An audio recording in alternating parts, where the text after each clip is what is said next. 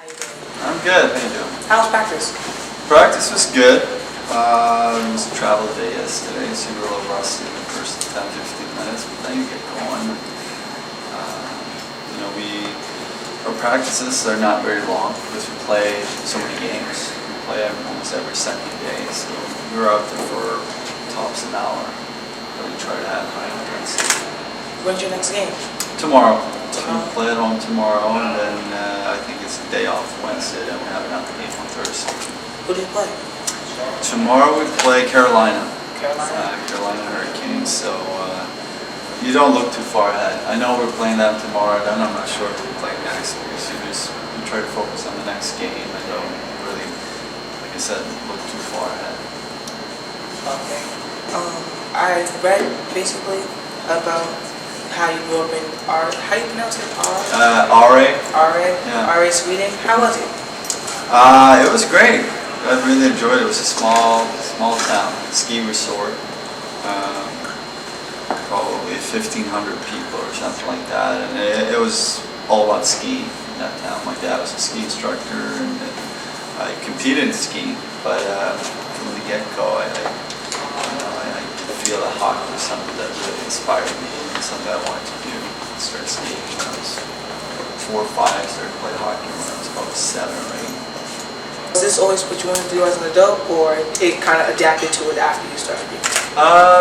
I think when I was 6 or 7, I started to dream about playing hockey. I played soccer as well, but I think hockey was really, it stood out to me. It's something that inspired me in so many different ways, and it was definitely something I wanted to do when I grew up. Play for a living, play hockey every day, and sport's been my life ever since I was 5-6 years old. Obviously, put a lot of effort into good in school and all that, but sport's been extremely important to me, and hockey was number one early. So yeah, I think it's been my dream since I was 6 or 7 to be right here. I read also that your kindergarten teachers would freeze up a sand pit and you would practice your ice skating skills. Yeah, that's where we started. It was not very big, but it was big enough for the kids to start skating. And growing up in a town where it's pretty cold there for the most part of the winter, so we could skate on the lakes as well. They built the rink outside our town when we were, I think, 8. So that's when we started to play hockey and focus on that. But before that, it was you try to skate wherever you had an opportunity to skate, lakes or by the school. Well, I also read that your father took you to your first Swedish hockey game. Yeah. And would you say either your kindergarten teacher inspired you to become a hockey player, or your father influenced that? I would say the teachers, obviously, they inspired us. They played the game themselves and then inspired us a little bit. But then watching it on TV, you got an opportunity to watch the national team play in some big tournaments, and that inspired me a lot too. I loved watching the game. I wanted to be like them, and having a brother that felt exactly the same way. He wanted to play the game as well, so we kind of inspired each other as well. My dad, he wasn't really big into hockey, but he was great and inspired us in other ways. The way he supported us, if it was school or if it was sports. It didn't really matter, but he was a great guy that way, the way he talked to us. Did he take you to hockey rinks and help you practice skiing also? Skating. Ice skating. Not so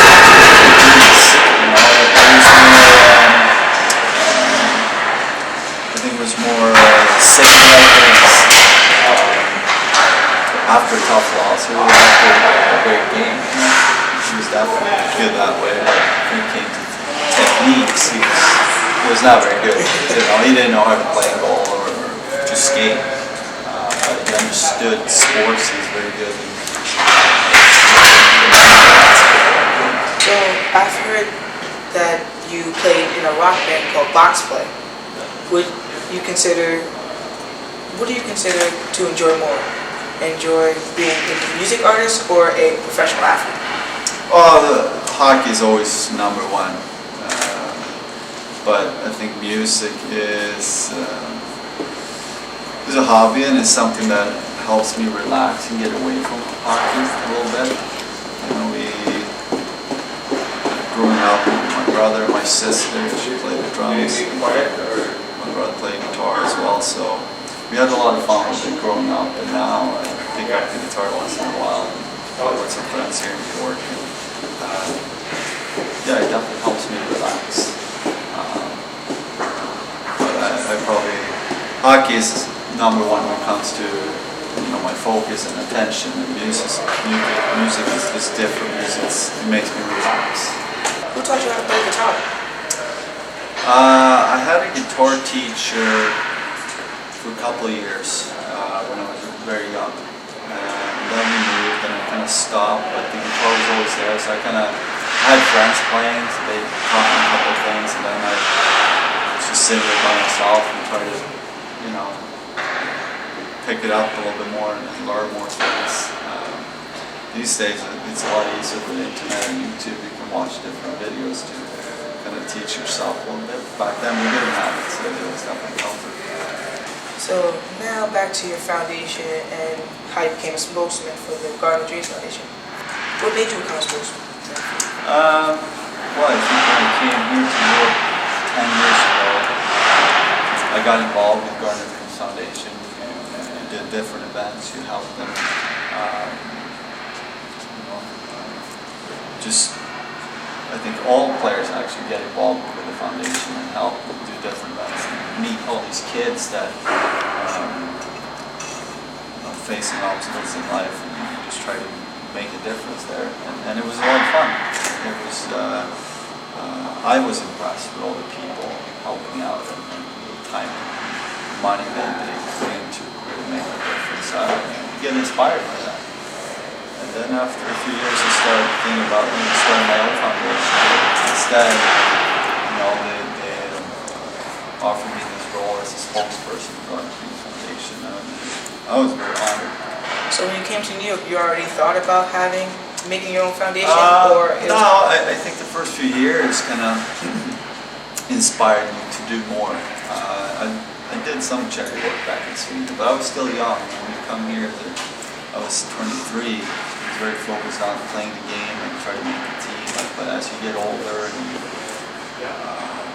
you learn more about yourself and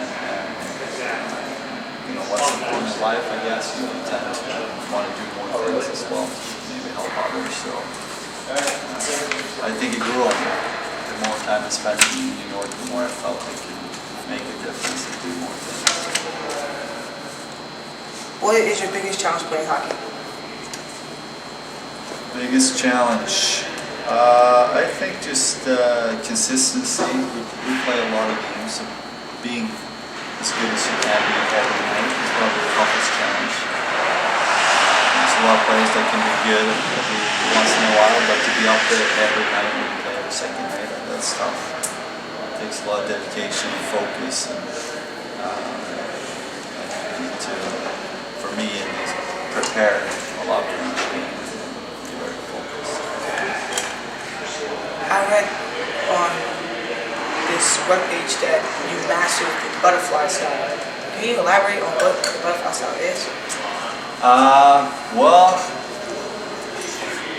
how can we explain that? I think, you know, if you watch practice, maybe goalies these days have a pretty wide stance.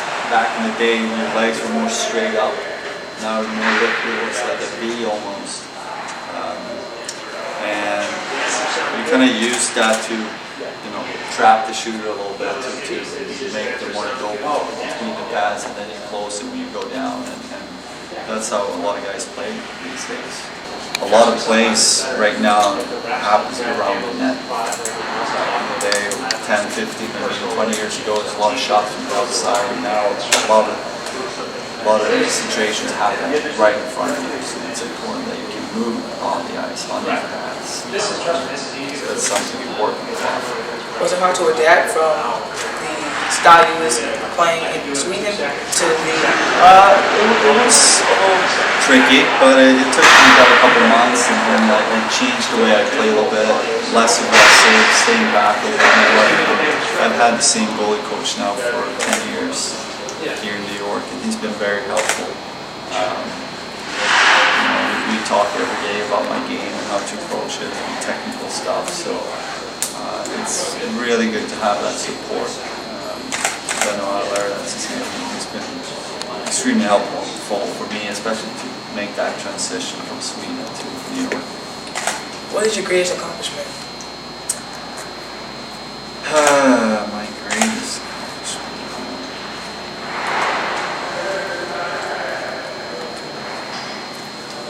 I don't know. I mean, honestly, I'm really proud of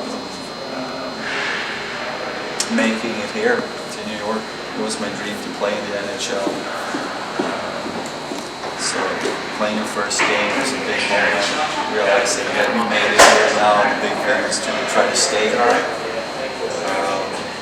My family, two daughters. It's a new chapter in my life. I have kids and try to raise them in a good way. It's so different to live in New York compared to where I grew up. So they would definitely have a different type of life. But I'm looking forward to good people. How did you get picked by the NHL to come to New York, or was it like you had to make it break things? Like I was drafted. When I was 18. The Rangers picked me in the draft, so they own my rights. So I didn't come here right away. I played 5 more years in Sweden, and then when I was 23, they felt like I was ready. I felt like I was ready as well. And that's when I came here, signed the contract, and started playing in New York. Who inspired your passion for fashion? Trendsetter. Turn my phone off. Sorry about that. I think growing up we tried a lot of different looks and made a lot of mistakes, and you learn from it. Try to find yourself a little bit. I don't really have a person that I look at. This guy is my inspiration. I think it just took me a few years, a lot of different looks to find me, what I liked. But New York is a great place for fashion. You see a lot of different looks and different cultures, backgrounds, so it's easy to get inspired. Education and proper health for women and children in New York, Sweden, and the Dominican Republic. What would you like to change in these locations?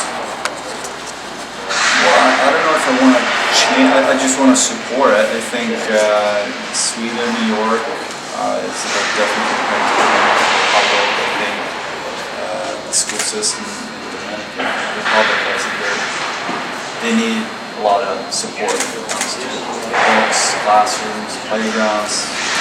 So it feels really good to be down there and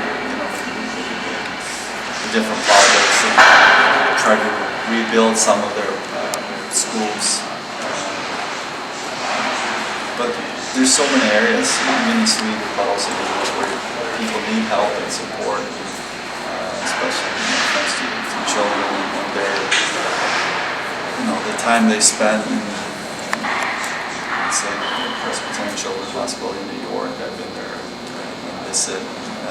It's tough when you're that young and you go through something that tough. You don't have the help for it. It's important to be there then and kind of try to make a difference there, inspire them maybe to keep on fighting. That feels really good. So I think for me, try to inspire people, but also try to support them at the same time. That's our mission. What is one thing you would tell young people that are aspiring to become an athlete like myself? Well, I think for me it was easy because it was coming from the inside. I knew right away I wanted to play hockey. It's not something that my dad, my mom, and my friends told me I wanted to do. When it comes to when you want to inspire kids, I think it's more about they need to find what inspires them. It's hard to tell someone what they should do. If it's sports or if it's music or writing books or articles, I think the big question for any kid is what inspires them. And you do find that that's when you really put in the effort to try to make it as good as possible. So your goal is to tell the children that don't play what people tell you, like play with something that just find what inspires you and make the most of it. I think that's the advice I would give them. I think it is important to have something that drives you, that inspires you. And because then it's easier also to work harder and to try to accomplish it. Is there like a famous quote that inspires you?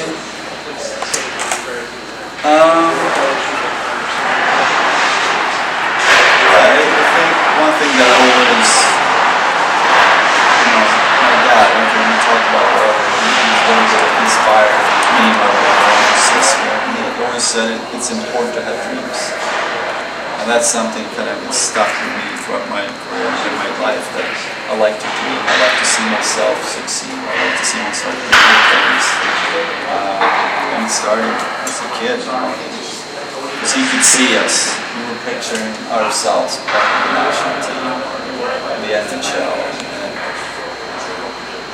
it starts with a dream. So it's important to have dreams. That's what my dad told me, and I told him.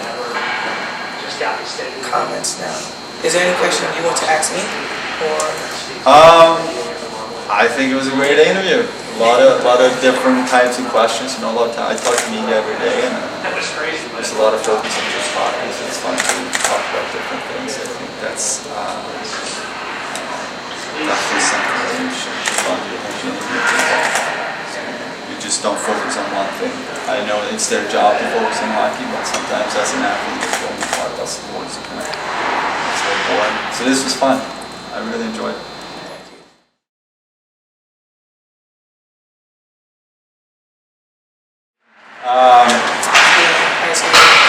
Not so much.